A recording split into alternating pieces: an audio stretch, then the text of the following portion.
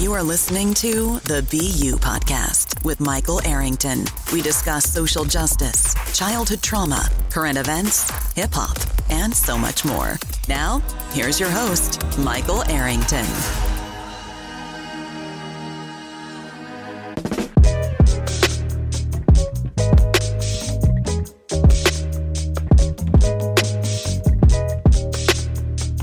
Yo, what's good? BU Podcast, your man Michael Arrington. I'm back in effect. I got a special guest today. Her name is Jessica Lascano. She's a licensed school psychologist. Among other things, man, she's a warrior in the fight for parental rights for children who receive services, or what we know as special education.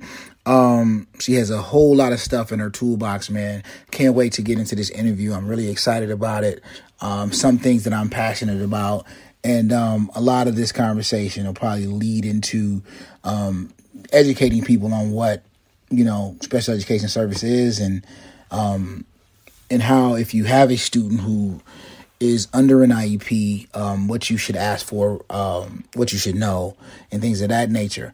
But in regards to special education, so I started out in special education in about 1996, 1997. And so during that time, man, that was like the wave of all black boys were, ED, or what we call emotionally disturbed, right? So they had these classes called severely emotionally disturbed classes. And I started out as a special education aide, either being a one-on-one for those types of students, or, providing classroom support for kids who were in those segregated classrooms. And by segregated, I mean that it was just those types of kids in the classroom. So you got a classroom of maybe, in between 4 and 14 kids who were either on the autism spectrum, or had ADHD or ADD or ODD, which is oppositional defiant disorder. And so you had a lot of these different mental health issues in this one classroom, and you always had this one teacher that had to deal with 5 to 10 rambunctious kids with some type of disorder.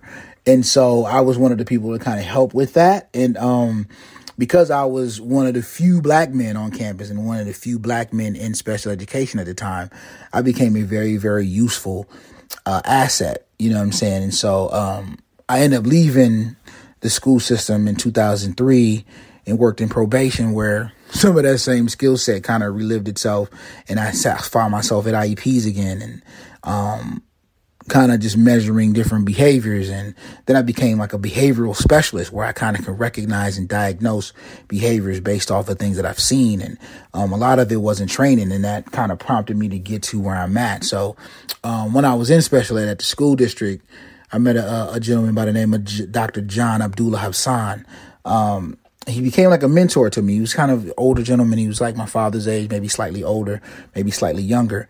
But he took me under his wing. He told me then, man, he told me in like 1997, I had to be 23 years old. He's like, man, you got the gift, bro. Like, this should be your field, man. You need to go to school, get your master's, get your doctorate. You could do what I do, man. You can do it better than I can right now. You don't even have training and education in it. And I didn't really take him serious. You know what I'm saying? I come from, some of that childhood trauma kicked in, to where I didn't believe that I could be as good as he said. You know what I'm saying? I never really had that from my parents, never really had that from my family, where they gave you that level of confidence that I can do anything. And so, I dabbled in music for a while and worked at, for the probation department for a little while, man. And I find myself back in the school system, where some of the things are still the same. They're not putting all black boys and black girls in ED anymore, emotionally disturbed. It's now under a new umbrella called OHI, which is other health impaired. And so you're able to tuck ADHD, bipolar disorder, and those types of things. You kind of can tuck that into the other health impaired, and still segregate these students. And that's the sad part. So one of the things that I try to do for the work I do now is I like to really honestly provide equity for students. Like, whatever it is that they need to be successful, I try to provide that, be it food, be it clothes, be it whatever. I try to provide that, or I try to be that person on campus that they can have a brave space with and just kind of talk to.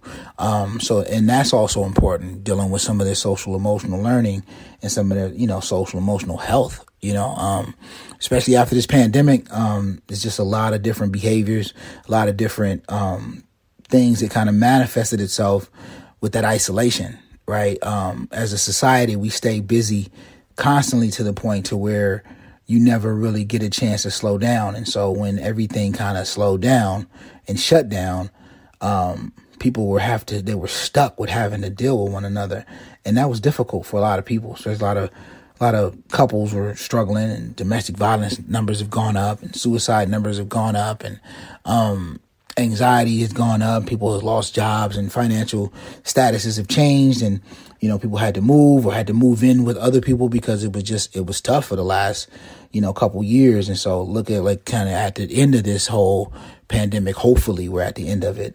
You're starting to see some of these behaviors manifest themselves in students, right? So now they're back in this social mosh posh of dealing with social media and societal standards and just adolescence. And it's become a lot on the campus, and so people struggle. And so, what kind of services do we have on campuses that can help students prosper? And at the same time, what kind of supports do we have for families?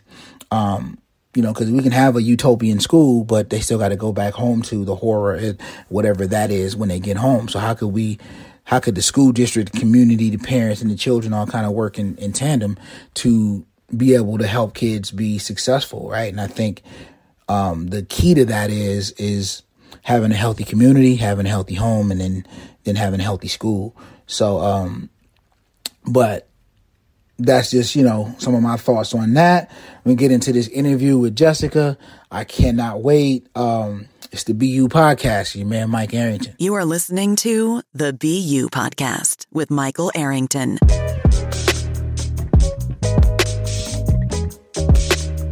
So that's right. We're back. The BU Podcast. Mike Arrington here. I am with my special guest, Jessica Lascano. She is a licensed school psychologist. So we're going to get into some things. So first of all, tell the people who you are and kind of what you do. Hi, my name is Jessica Lascano, and I am a school psychologist in schools. Currently, my role is in a juvenile hall. So I work 2 juvenile halls, one in the high desert and one down in San Bernardino. And I do that through the San Bernardino Superintendent of Schools. But then I also do some site assessments, and I'm a professor as well. And sometimes I help with parent training and social skills groups and things like that. I'm in my 18th year as an educator, used to be a teacher, and I'm also credentialed as a counselor as well as a school psychologist. And I'm licensed with the state, so I can do private practice assessment. And I just became a board certified behavioral analyst.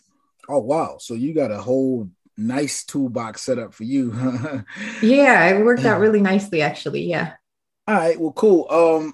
I didn't know you worked at a juvenile hall. I did 17 years, 16 and a half, really, at Central Juvenile Hall in downtown LA, down at old East Lake Court. So basically with the assessments, and you work mostly with special ed, is that correct? Yeah. The majority of kids I work with are either in special education or getting assessed for special education. Okay, cool. So let me ask you this. First of all, why is it? Because I know a lot of your posts, I kind of follow you on Instagram, and a lot of your posts is about kind of letting parents know what their rights are and things of that nature. So why is it important that parents know their rights in going into an IEP? I think it is such a, first of all, confusing process. The way I think about it is, when I go to court, if I had to go to court for something, or in the past, I went to court for child custody for my older son. And it was so confusing. I just had no idea, what does this papers mean? What is the judge saying? What's this different language? And that's what I think parents feel like in this process. Matter of fact, when I started teaching, no one really taught me about IEPs. I had to learn it on my own. And it was just so confusing, and there was just so many pieces to it. And so I think if we can educate parents and really get them the information that they need regarding what the IEP is, what their rights are, how they can get their needs met, I think that really helps them to come better prepared to the meeting and to be a more active participant. And also It lowers their guard, because I know for me, like when I know how something's going to go, I can kind of relax and get into the moment of that particular event. But if I have no clue, then I'm tense and anxious, and I'm coming in and I'm spending a lot of brain power on just trying to understand what's being said and not able to participate. So I want parents to participate and be present in the moment, and we can help them do that by getting them the information ahead of time.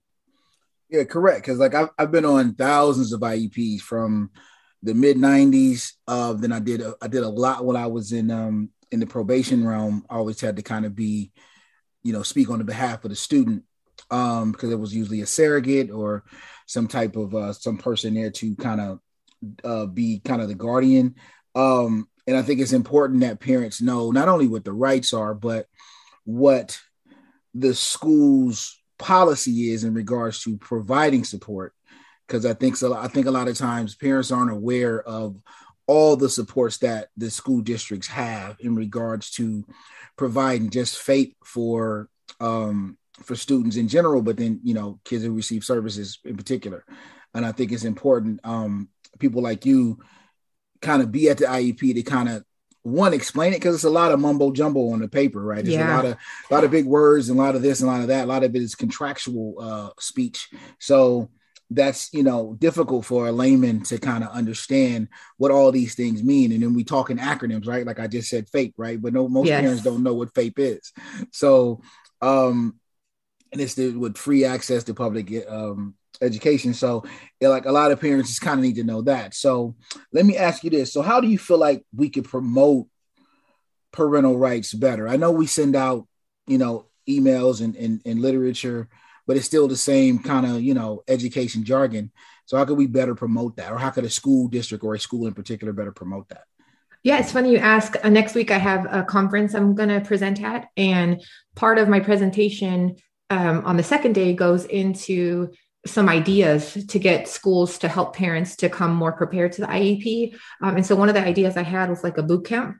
So essentially like making a recording that you give to every parent who's new to the IEP process, where you take them through all the pieces of the IEP, you break down what assessment is going to look like, because you can give general information. Even though every IEP and assessment is unique, you can give general information about like, this is what a standard score is. Here's what a T-score is.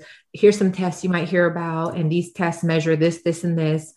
Here's the pieces of an IEP. This is what people are going to say. This is what present levels means. Here's who you can expect to be there, et cetera. I think if we just took some time to invest in creating some sort of an educational series for parents as districts or as county offices of ed that we could give to parents ahead of the IEP, I think it would really help them to show up and come prepared. And I like the video format because they can do it at their leisure. It doesn't require them to come in and spend time. So like for me, I know when I'm learning about stuff, a lot of times I'm driving, I'm cooking, I'm doing something else at the same time as I'm listening. Right. And my makeup on, I always do that, like listen to podcasts, getting ready in the morning. So if we could do that for parents, it would be really helpful. And I think if districts just had a general policy of like, okay, my parent is, their kid might get an IEP, we're going to give them this education series ahead of time. Right. So I feel like in my capacity now, as a therapeutic behavioral strategist, when I do go to IEPs, I don't go to many anymore, but when I do go to IEPs, they're more, I'm kind of more of the conduit between the student, parent, and the school. So I'm kind of more or less, interpreting some of the things that are said and making sure that the parents fully understand what they had just, discussed. A lot of times it's like, oh yeah, so he doesn't meet his A through G standards, and start talking all this stuff. And so parents are kind of like, yeah, okay, yeah. And not really have a full grasp of what it is that was said. So I think it's vital that we do that. And so in regards to me saying A through G, why are students that receive services, some of the classes, especially in the SDC setting, not given SDC credit, A through G credit?